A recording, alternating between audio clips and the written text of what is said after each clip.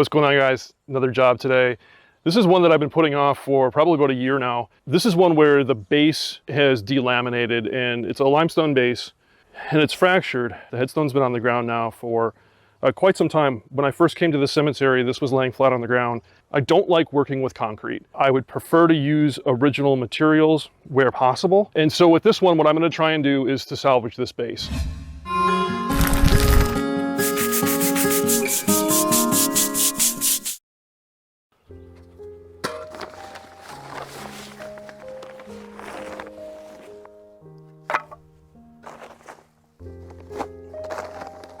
I just want to get these out of the area so that we can focus primarily on that. The inscription faces that direction, so that'll be easy for us to remember. There's an epitaph on the back side.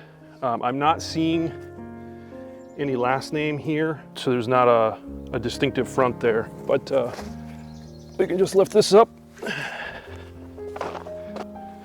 You can see this has been fractured for a while. There's some staining here. Let's get this torn apart and see what we can do here.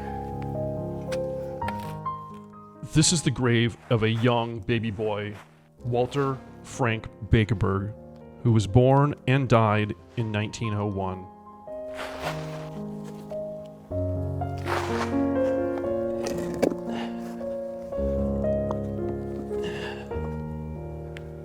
So this is what we're working with.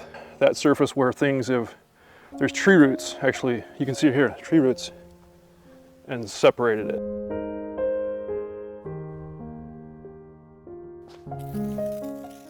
This is a video that nearly didn't happen. You see, I look for any stone that needs work, and this was on the ground, and I just couldn't have that. So I worked on it, and we're repairing this base. Every person needs a strong base. Every monument needs a strong base. We needed to repair this base for this baby boy, but I couldn't find who his parents were. I called, I emailed lots of people that have a similar last name in the area, the local church, the cemetery. Couldn't find out who his parents were. It wasn't until recently that I had a breakthrough and found out that his parents were Wilhelm Heinrich Bakerberg, who was 59 years old, and his wife, Doretta Marie, who was 52 years old. The family were farmers with German ancestry living in the area. I think we'll use the MonuGrid. It's a permeable foundation that we can install. It needs to be a little bit bigger than the base, which I just measured. We're good there. We've got the margin that the manufacturer's suggesting that we need around the sides, so that's awesome. The permeable base allows drainage that goes through that. We get problems here in the north with frost heaves, and if there's concrete foundations underneath, a lot of times you'll get the heaving effect from the concrete. Historic monuments like this wouldn't have concrete bases underneath them, as you saw, but this is a really, really nice addition to a historic monument in terms of a foundation, and especially in a cemetery like this, where there is a lot of well, it's a lighter, sandier soil, and so it will help with the stones as they settle over time. It'll still settle, that's just the nature of the beast, but it will do a lot better sitting on this than something else, and we won't have to worry about coming back and repairing it any sooner. Around me, you may be able to see it in the background, but there are a lot of stones that are leaning, a lot of headstones that are leaning. That's just a challenge in this particular cemetery.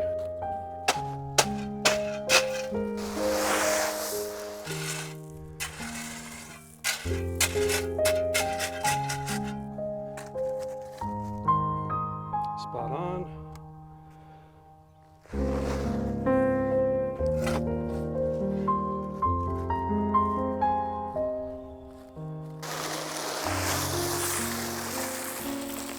This is kind of a sharp angular stone, and it's got some fines in here as well. Not a lot, but a little bit. Helps with the binding, but it also free drain, which is what we're looking for.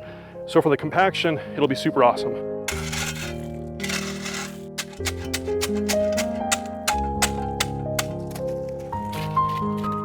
We're gonna use two different epoxies. I'm gonna use a quick set from Prattley, and then I'm going to use their putty as well. I want something to set quickly to bind so that I can work with it, but I want something that's got long-term strength to it.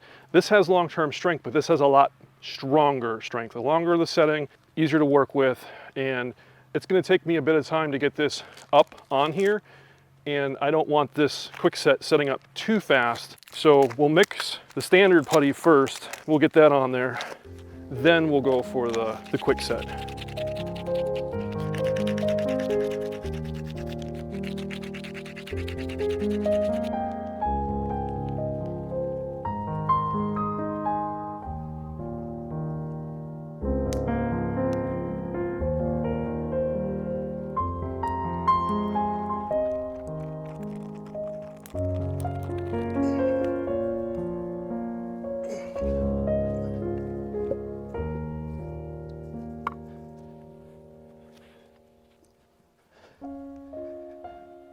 There's a little bit of a loss all the way around. One of the things that we can do is we can use more of this putty, epoxy putty, and we can fill in these gaps. It'll help with the aesthetic of it, but it'll also help with a lot of strength.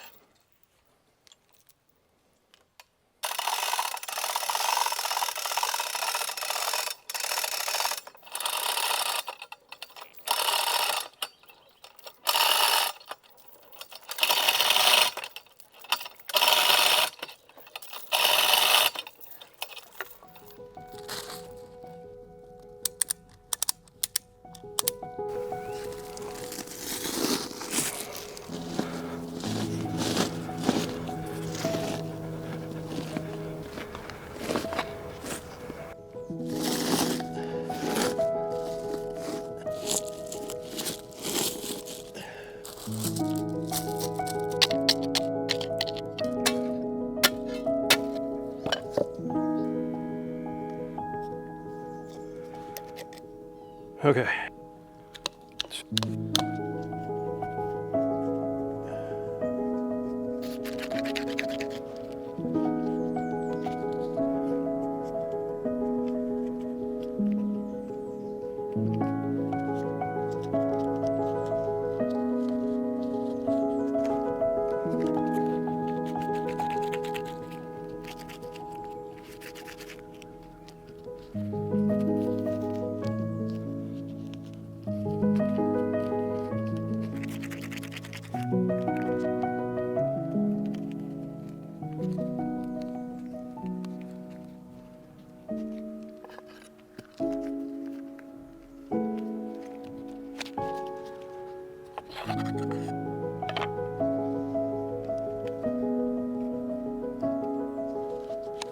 Now we just move it back and forth just a little bit, just a side-to-side wiggle, because we want to seat it down on the lead. If you don't do that, it'll float up, so you have to move it like this.